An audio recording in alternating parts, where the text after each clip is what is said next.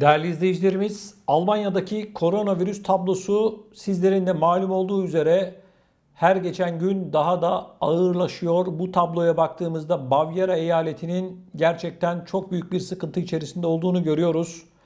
Pek çok hastanenin tam kapasite çalıştığı, yine hastanelerin büyük bir kısmında artık yer olmadığı için başka eyaletlere hasta nakillerinin başladığı ifade ediliyor.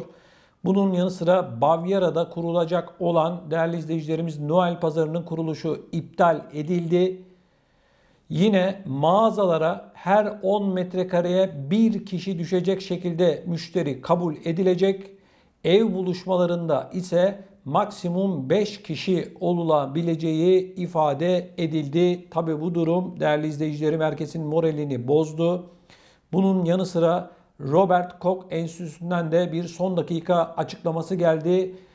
Robert Koch Enstitüsü'nün başkanı yapmış olduğu açıklamada ilk kez salgının başladığı ilk günden bugüne kadar bu kadar endişeliyim dedi ve Robert Koch Enstitüsü'nün başkanı başka bir itirafta daha bulundu. Açıklanan rakamların gerçek rakamlara göre 2 kat aşağıda olduğunu, yani şu an açıklanan rakamların 2 katından daha fazla vakanın bulunduğunu biliyorum dedi. Arkadaşlar bu çok önemli bir açıklama, bir itiraf niteliğinde. Almanya'da gelinen noktayı bize Robert Koch Enstitüsü'nün başkanı açık bir dille ifade etti, itiraf etti. Şimdi bakın değerli izleyicilerim, maalesef alınan tüm tedbirlere rağmen gelinen bu tablo tabii ki hepimizi çok derinden üzüyor. Önümüzdeki günlerde bu günleri arayacağız gibi duruyor. Ancak bu siyasetçilerin ve bazı kurumları yönetenlerin yaptığı tek bir şey var: çıkıp açıklama yapmak. İşi çözmek yerine, işi nihayetlendirmek yerine görüyoruz ki insanları kapatmaktan başka hiçbir yolu, yöntemleri yok. Diyeceksiniz ki nasıl çözecekler? Arkadaşlar, yaklaşık 2 yıldır hayatımızda olan koronavirüsle ilgili olarak her fırsatta çıkıp açıklama yapan, basının karşısına geçen devlet başkanlarından tutun bazı bilim insanlarına kadar bu işi bildiklerini söylüyorlardı. Her şeyin kontrol altında olduklarını söylüyorlardı. Nerede? Nerede? Sonuç tam bir fiyasko. Günlük vaka sayıları 100.000'e giderken, hastanelerdeki doluluk oranları artarken, çeşitli organizasyonlar iptal edilirken gelinen bu noktayı biz nasıl değerlendirmemiz gerekiyor? Çok merak ediyorum. Ne dememiz gerekiyor? Yani bizim söyleyeceğimiz, ben bir gazeteci olarak şunu söylüyorum. Bu özellikle siyasetçilerin anlattıklarının hepsinin birer masal, hikaye olduğuna inanıyorum. İşte Robert Koch Enstitüsü'nün başkanı anlatıyor. Rakamlar 2 katı daha fazla.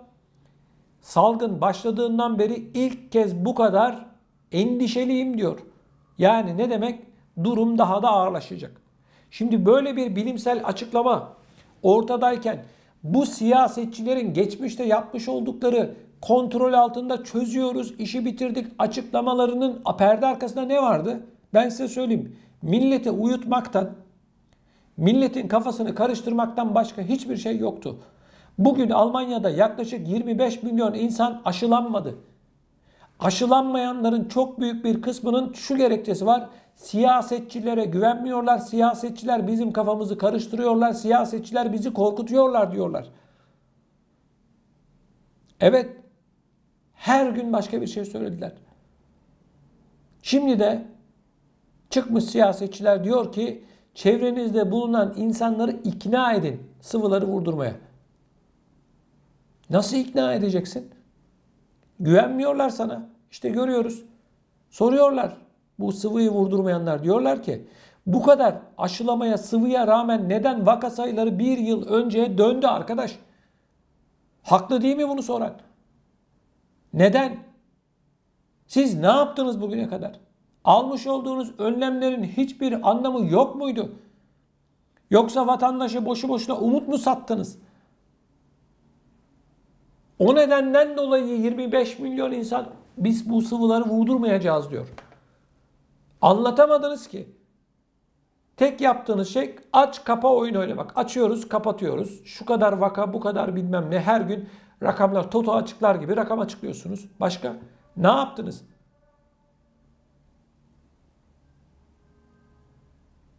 Ne yaptınız? Ben çok merak ediyorum gerçekten değerli izleyicilerimiz. Yani bu Almanya, Fransa, Hollanda, İsveç, İsviçre, Norveç hepsine baktığımızda Avusturya, Belçika, İngiltere hepsinde vaka sayılarının çok ciddi anlamda arttığını gözlemliyoruz.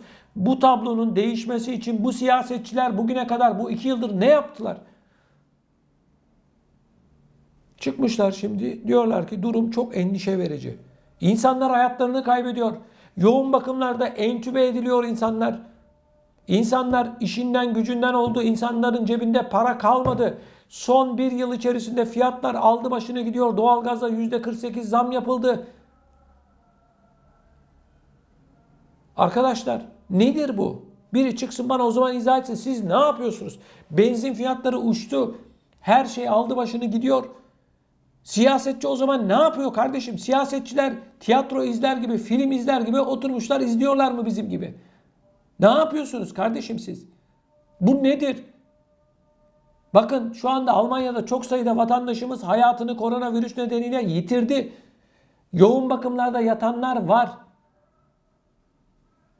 Bu insanlar sizlere güvendi, inandı. Şu anda ahirete intikal eden ve hasta yataklarında şifa bekleyen bu insanlara nasıl cevap vereceksiniz? Hayatını kaybedenlerin yakınlarına ne diyeceksiniz? Bundan sonra neler olacak biliyor musunuz?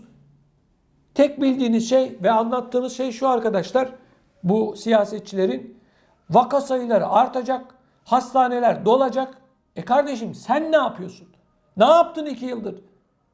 Milleti uyutmaktan başka ne yaptınız? Vatandaşın hayatını alt üst ettiniz.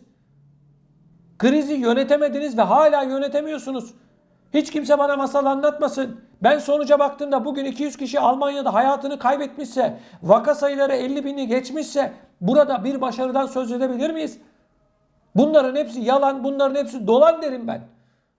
Bu nedir ya? Hani teknoloji, hani ekonomi, ortada hiçbir şey yok. İnsanlar hayatları zam içerisinde geçiyor. Bu geçinmeleri gerçekten çok zor insanların. Marketlerde fiyatlar en az değerli izleyicilerim son bir yılda %20 artmış vaziyette. İnsanlara verdiği sosyal yardımlar aynı, maaşlar aynı. Ama vergileri arttırmayı düşünüyorsunuz. Almanya'da yeni kurulacak olan hükümetin ilk işi vergileri arttırmak.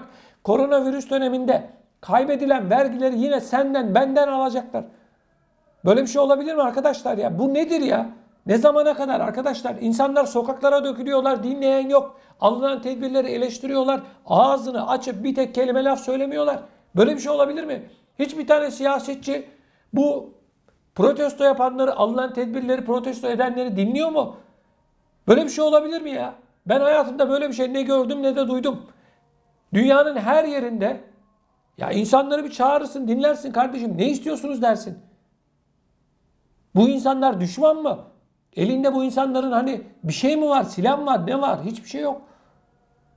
Vatandaşın senin. Oy istediğin, oy aldığın vatandaşın, siyasetçiler demokrasiden, insan haklarından, hak, hukuktan bahsetmesinler. Bugün Almanya'da alınan kararlar gereği bu sıvıyı olmayanlar neredeyse evine hapsedilecek. Avusturya'da yapıldı. Evden çıkamıyorsun. Sokağa çıkma yasağı geldi Avusturya'da. Günah keçisi olarak da bu sıvıları vurdurmayanlar gösterildi. Bakın ben sıvı karşıtlığı falan yapmıyorum. Ben siyasetçileri eleştiriyorum. Doktorunuza danışın. O ne diyorsa onu yapın. Bu nedir ya? İnsanlar gerçekten arkadaşlar artık insanların psikolojileri bozuldu. Böyle bir şey olabilir mi? Her gün başka bir şey söylüyorlar. Bu kadar vaka sayısını artacağını biliyordunuz. Niye önlem almadınız? Hani Profesör Doktor Uğur Şahin, Özlem Türeci nerede? Nerede gidip hesap soruyor musunuz? Diyor musunuz sen bu sıvılar çıkmadan önce %96 koruma özelliği var bu sıvıların. Şimdi bu kadar vakanın sayısı niye oldu diye hesap soruyor musunuz? Yok. Uğur Şahin de ortada yok. Özlem Türeci de ortada yok. Merkel gidiyor zaten. Olan yine vatandaşı oluyor. Tablo bu arkadaşlar. Bu konuyla ilgili lütfen görüşlerinizi videomuzun altında bulunan yorum bölümüne yazarak bizlere iletin. Yani sadece Almanya değil, Avrupa'nın diğer ülkeleri, dünyanın diğer ülkeleri, ana vatanımız Türkiye Nereye gidiyoruz arkadaşlar? Sonumuz ne? Bunları anlatırken ben panik yapmak için, felaket tellallığı yapmak için konuşmuyorum. Ama bu siyasetçilerin artık bu virüsle ilgili yapmış olduğu açıklamaları görünce gerçekten ben de dayanamıyorum. Bu nedir ya? Oyun mu oynuyorsunuz insan sağlığı gibi kutsal ve özel bir şeyle?